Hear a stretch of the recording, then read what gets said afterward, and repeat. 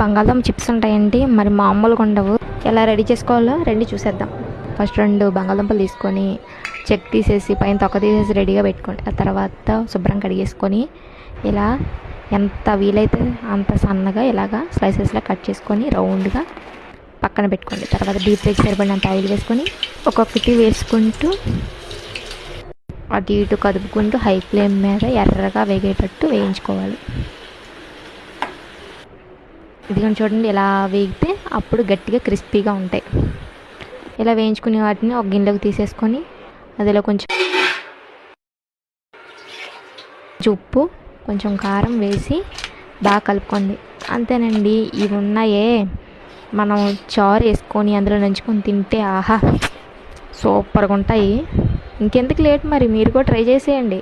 చాలా సింపుల్ అండి, తప్పకుండా ట్రై చేయండి. మరిన్ని వీడియోస్ కోసం మన ఛానల్ సబ్స్క్రైబ్ చేసుకోండి. జై హింద్.